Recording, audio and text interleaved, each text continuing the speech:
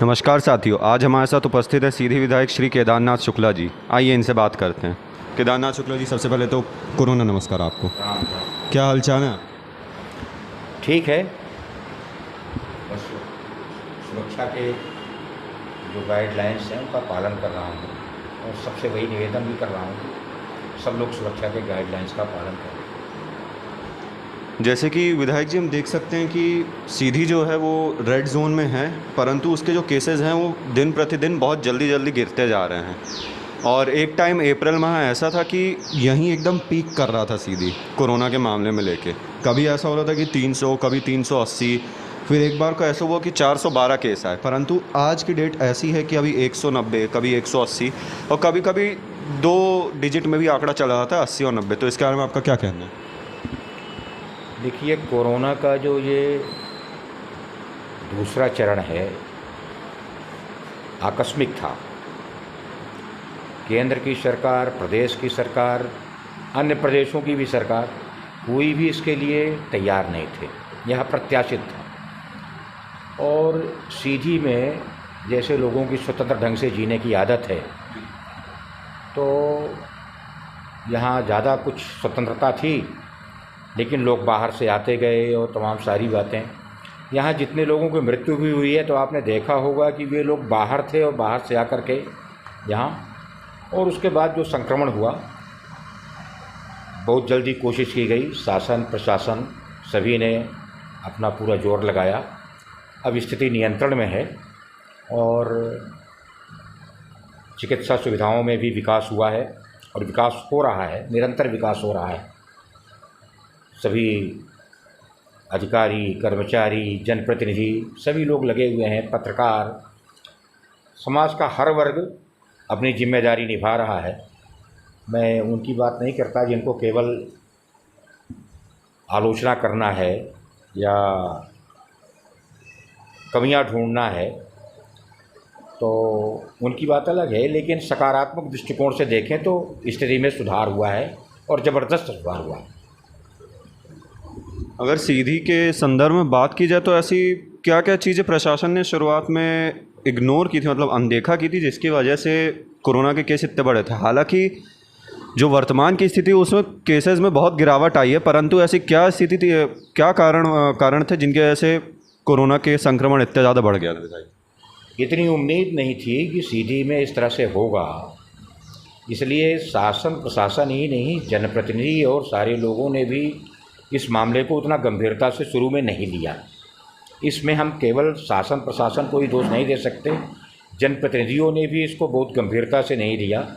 यहाँ तक कि लॉकडाउन के शुरुआती चरण में भी इसको बहुत गंभीरता से नहीं लिया जा रहा था। लेकिन जब बाद में एकाएक स्थिति अनियंत्रित हुई और काबू के बाहर जाने को हुआ, तो कड़ाई की गई, नियंत्रण किया गया और उसका सफल परिणाम सामने आया। हाँ, एक बात मैं ज़रूर कहना चाहता हूँ, जैसे शासन ने, प्रशासन ने अभी छूट दिया सब्जी वालों को, ठेला वालों को और किराना वालों को। आज मुझे ऐसा देखने में आया कि उसके कारण बाज़ार में ज़्यादा धमा चौकड़ी हो गई। मैं प्रशासन के अधिकारियों से भी अभी रात में आज बात करने वाला हूँ कि छूट उचित है, ज़रूरी है, लेकिन छूट उन सीमाओं पर, जिन शर्तों पर दी गई है, उन शर्तों का पालन कराना भी सुनिश्चित करें, क्योंकि आज बाज़ार में अफरा तफरी का माहौल कुछ ज़्यादा दिखाई दिया है और जो शुभ नहीं।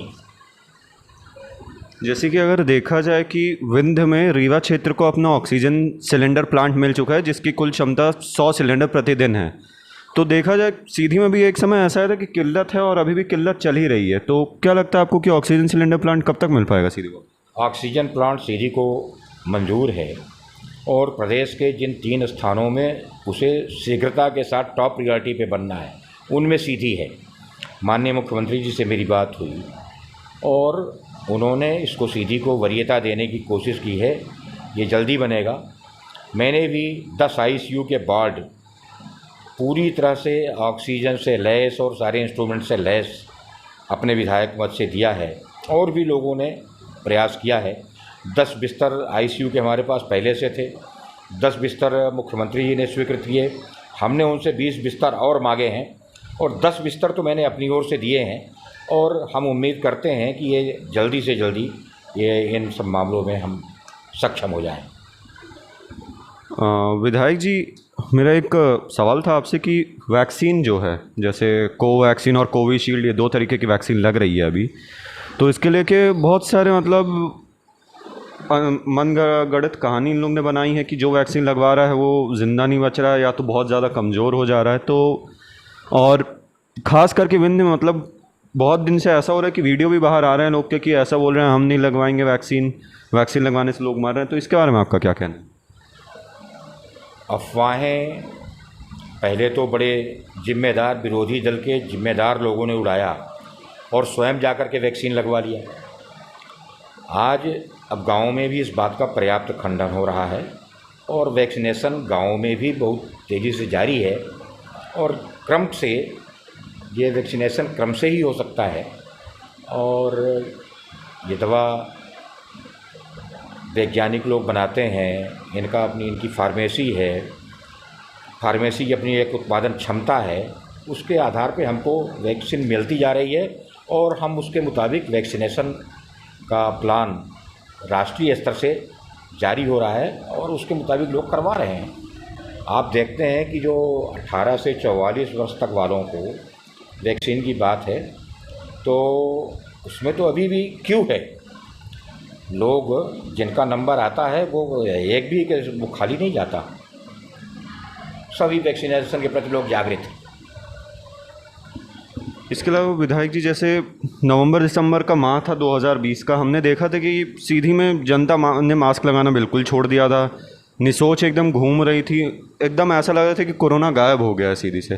तो कहीं ना कहीं अगर प्रशासन को अगर पूरी तरीके से अगर कहें कि प्रशासन की गलती है तो ये भी तो एक गलत बात होगी, क्योंकि इसमें जनता भी तो कुल भागीदारी है ही। वास्तव में जो परिस्थितियां हैं, जैसा आप कह रहे हैं कि लोगों ने ऐसा मान लिया था, प्रथम चरण की गिरावट के बाद लोगों में एक जागरूकता आ गई थी। एक कोरोना काल था ऐसा मान लिया था। कोरोना काल है नहीं, ये तो बिल्कुल कोरोना काल है, ये तो मानते ही नहीं थे लोग। ये तो जब कोरोना की दूसरी लहर ने अपने को दबोच लिया तब जाकर के लोगों की समझ में बात आई। और ये बात सही है कि उस दिशा में अब पूर्वानुमान हम नहीं लगा पाए और पूर्वानुमान न लगा पाने के कारण यह बहुत तेज़ी से बढ़ा और उसका हमें खामियाजा भी भुगतना पड़ा है। पर हम सतर्क हैं और इस मामले में प्रयासरत हैं कि शीघ्र से शीघ्र इस पर काबू पाएं। बात की जाए अगर विपक्षी दल कांग्रेस की, तो कांग्रेस के कई आरोप प्रत्यारोप हैं कि कोरोना को स्ट्रैटेजिकली देखा गया, बंगाल चुनाव से उसको कनेक्ट किया गया, 5 स्टेट्स के चुनाव से उसको कनेक्ट किया गया। तो इसके बारे में आपका क्या कहना है? कांग्रेस एक बड़ा पुराना राजनीतिक दल है, मध्य प्रदेश में तो प्रमुख विपक्षी दल है, पर कांग्रेस की गैर जिम्मेदाराना बातें, कांग्रेस अध्यक्ष की गैर जिम्मेदाराना बातें आप लोगों को मीडिया वालों से छिपी नहीं है। मीडिया वाले उनका लगातार ऑपरेशन करते रहते हैं, इसलिए मुझे उसके ऑपरेशन की ज़रूरत नहीं है। आप सब उस बात को समझ रहे हैं। इसके अलावा अगर देखा जाए कि राहुल गांधी जी ने एक ट्वीट किया था कि लॉकडाउन लगाया जाए। विधायक जी, मेरा आपसे ये पूछना है कि सिर्फ लॉकडाउन ही एकमात्र सॉल्यूशन है या फिर इसके अलावा कुछ और भी किया जा सकता है? लॉकडाउन उसकी चैन को तोड़ने के लिए अभी तक और कोई दूसरा रास्ता दिखा नहीं, इसलिए लॉकडाउन से के मार्फत उसकी चैन को तोड़ने का हम प्रयास करते हैं। अभी ऐसा कोई विकल्प नज़र नहीं आया है जिससे उसका चैन तोड़ा जा सके और लगातार शोध जारी हैं। अभी आपने देखा एक ओरल दवाई आ गई, इंजेक्शन था, ओरल भी आ गई, तो मतलब लगातार खोज जारी हैं। अब जैसे जैसे शोध और शोध के निष्कर्ष हमारे सामने आएंगे कुछ रास्ते निकलेंगे, क्योंकि यह ऐसी बीमारी थी जो परंपरागत बीमारी तो थी नहीं, यह तो एकाएक आ गई। इसके इस वायरस के जहरीलेपन को, इस वायरस के असर को ही लोग नहीं जानते थे। पर ये बात भी सही है कि दुनिया में जितनी महामारियां आईं, चाहे चेचक, प्लेग या और कुछ, इनके टीके बनने में जहां दशकों लगे, वहां कोरोना के लिए बहुत जल्दी हम लोगों ने, मोदी जी ने प्रयास करके, तमाम वैज्ञानिकों के साथ प्रयास करके बहुत जल्दी टीका बनवाया और पूरी दुनिया में भारत का टीका प्रमुख था और उसका सबसे अधिक असर। आप क्या संदेश देना चाहते हैं कोरोना के संदर्भ में? कोरोना के संदर्भ में अभी भी सावधान रहने की ज़रूरत है।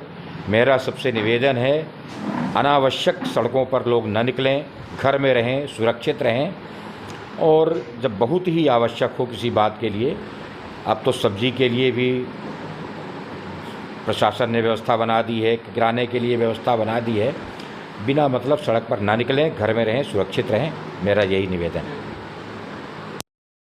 कि एक छोटा सा मेरा क्वेश्चन था, जो अभी बातें आ रही तीसरी लहर की, तीसरी लहर बहुत जल्दी ही लोगों को प्रभावित करने वाली है, ऐसा महसूस हो रहा है, ऐसा बातें आ रही। तीसरी लहर की बचाव के लिए क्या शासन प्रशासन तैयारी कर रही है? तीसरी लहर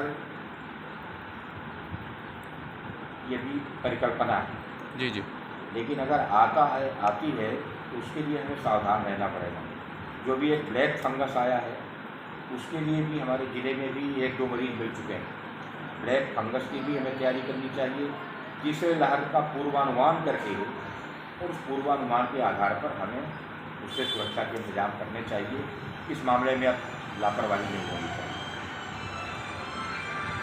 जी बहुत बहुत धन्यवाद शाहरुपति त्रिपाठी के साथ कैमरामैन मनोज मिश्रा, समय लाइव बने रहिए। नमस्कार। हेलो।